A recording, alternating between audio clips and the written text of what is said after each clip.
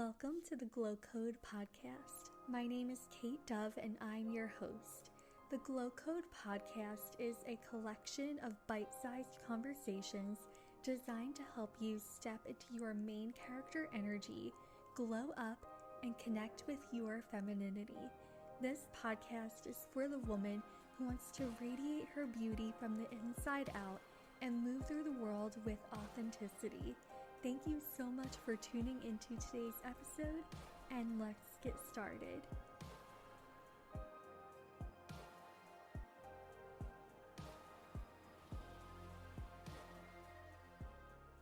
Hello everyone, welcome back. I can't believe I am saying that we are almost to 2026.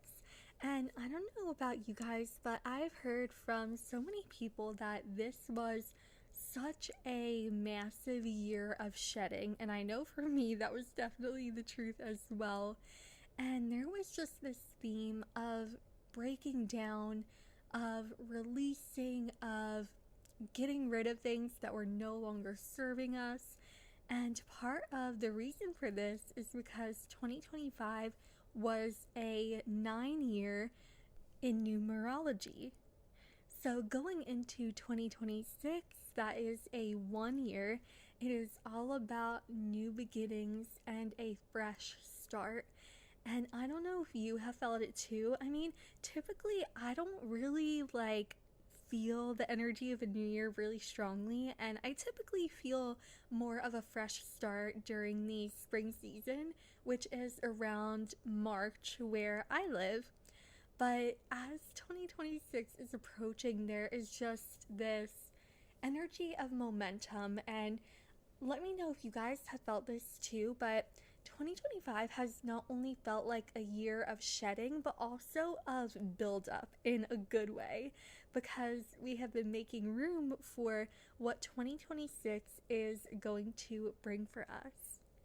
Now, at the end of the year, I see everyone is starting to reflect in little innocent ways, right? Like doing the what's called Spotify, is it Unwrapped? I forget the name. I don't listen to Spotify. I use YouTube Music. But I saw people doing that wrap up for the year. And so everyone is starting to reflect on the energy in these little ways. But it is also so common to think about maybe what you felt like you didn't accomplish in the year. And maybe that has you feeling a little bit down, a little uncertain. Maybe you went through a lot this year and you're like, I literally just struggled the whole year. Sometimes our default mode can be going into that state of mind, because if we are not feeling successful or valued or anything like that in one of the 8 areas of life, then our body processes that as being part of our survival.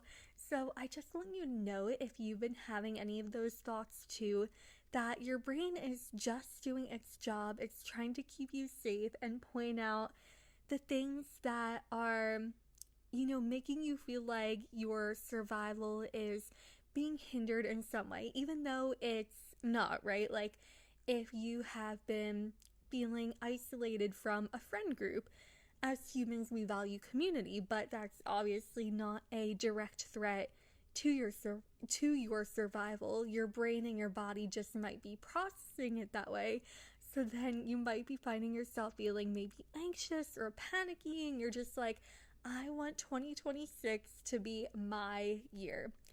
But honestly, every year is our year, no matter what it looks like.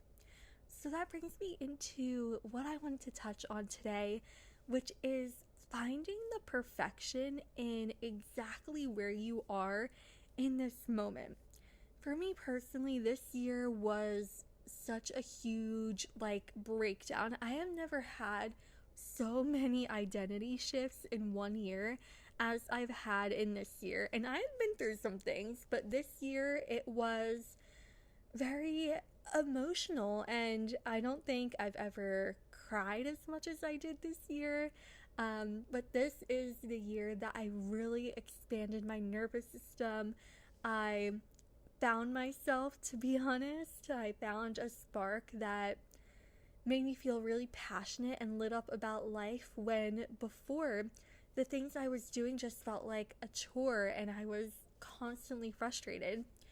So maybe this year your quantum leap looked like going through an identity shift. And I think that's been a common theme from what I've seen in a lot of people is, yes, things have been manifesting and things definitely manifested for me too, but it was a year of really looking in, and it may have felt rocky at some points, but it made us stronger, and it expanded our capacity and will continue to expand our capacity for this upcoming year. So I had this realization the other day because I am working on a secret project. I can't tell you what it is yet, even though I really, really want to. But if all goes well, then you guys will be finding out at the beginning of January. And because of what I've been working on, I had this realization that, like, I'm so passionate about it. I'm so lit up about it. And I'm so happy that things didn't, like, pop off for me in career in the previous years, because now I don't feel pressured to hide what I want to talk about. I don't feel like I'm going to be judged as much, rather than if I would have had a big audience coming into this. And to give you some context, if you are a new listener, I am 24 years old right now, and when I was 18, I started getting into intuitive work, and I was always into spirituality and manifestation, but at 18, I really deep dived into intuition, and for years, for like 4 or 5 years, I was trying to grow a business as an intuitive. Eventually realized that I really don't see myself having, clients all the time and things like that. Now, with this new project, I'm going to be open to the possibilities, but I'm not going to put the same pressure on it as I did with before, when I was just really putting my all into this business. And I definitely had opportunities. I definitely had high moments, but I never felt like I got to a point where I had consistent, stable growth. Like, every opportunity that I had made me fall into this emotion of, this is the thing that's gonna blow up my business, and this is gonna be the thing that changes my life. But really, every little moment is changing your life as it is, even if it's not just tumbling through our life, right? It's often in the little moments where we are having the most growth. So then, once I realized that I didn't want to run that business, even though I still very much am intuitive and love being intuitive, and I was still passionate about it, I decided to become a romance author. And that definitely reestablished new beliefs around my value and my worth, and how I felt about my creativity, how I expressed my creativity. And in this first year of being an author, I have published 6 books. Like, they were all just pouring out of me. So I was doing 10 pages a day, if you need the math, because I know some people are like, oh my god, how do you do that? Well, I had the time, and it was just pouring out of me. And you don't need to compare yourself or anything. Whatever you are doing right now is perfect. So me doing that was absolutely perfect. And I have built a very small community of readers and people that I have connected with from books and from the book community online. So I kind of have like these 2 communities, right, of people who know me from books and people who know me from my intuitive spirit baby, feminine energy work. There were like a few different pillars in the intuitive business that I had. So now with this project, which is actually going to help me weave the two together, I'm like, it is just so perfect that I almost have a blank slate in a way, which I don't have a blank slate. I do have an audience, right? And I do have things that I have shared and people who I have helped and things like that. But it's in a supportive way. I'm starting off with this supportive community around me that is going to help me elevate even further. So whatever you are wanting to grow in 2026, I want you to think about how perfect being where you are right now is. I see this theme come up for a lot of women where they don't feel valuable unless they are being a go-getter, right? And we want to have that balance. We want to be able to be a go-getter and take what we want, right? And be empowered in that way. But we also need to feel valuable in the moments where we are breaking down or where we do need to rest, or who we are, just sitting on the couch watching Netflix. How do we perceive ourselves in the moments that are just quiet, that don't require anything consciously from us? How do we see our value just as we are? And our desires feel this way too. We can sometimes begin to pressure our desires because we want it so much. But our desires also have their own process sometimes and their own time. And yes, we can affect those, right? Like we can take the actions, whether energetic or physical, to speed up time and all of that. But when we recognize how something is working for us every day, we make ourselves more of a match to receive it. And this is why I love emotional ingredients, which I've talked about in the previous episodes, because when we start proving to ourselves how we are valuable and how where we are right now is perfect, we make ourselves more open to possibilities that are able to bring manifestations into our life without feeling like we are forcing it from the universe. This is a habit that I want you to take with you in 2026. So, for example, maybe you're an author like me, and maybe you know that feeling of going to your KDP dashboard and seeing your sales. If you have a day where you have no sales, I want you to recognize how that is absolutely perfect for you.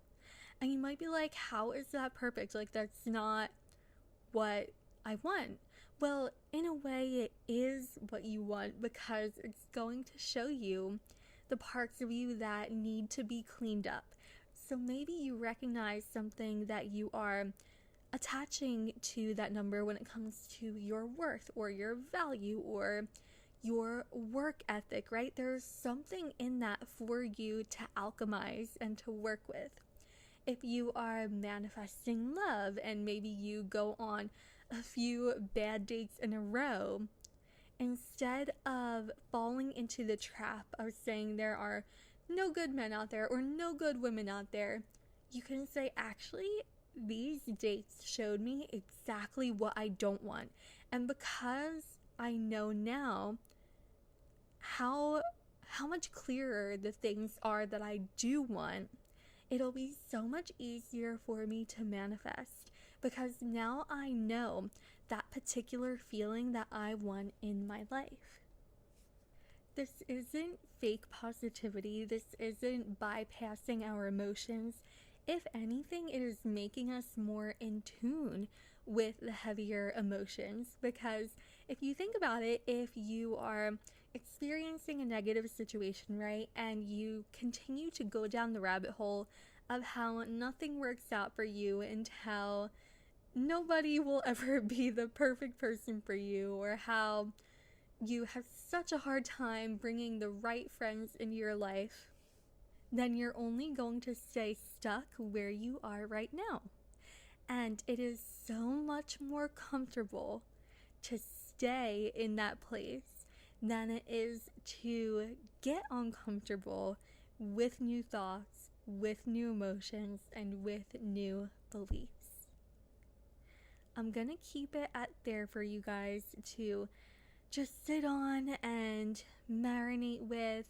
And there are 16 other episodes on this podcast show that you can go back and listen to piece everything together. And the reason why I am encouraging you to do that as well is because I think this episode here is going to cap off season 1 for the podcast show.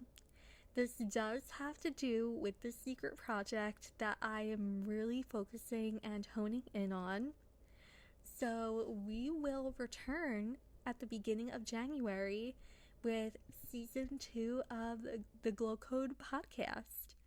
Until then, again, go back and listen to the episodes, piece everything together, and set yourself up for a fabulous and glowy 2026.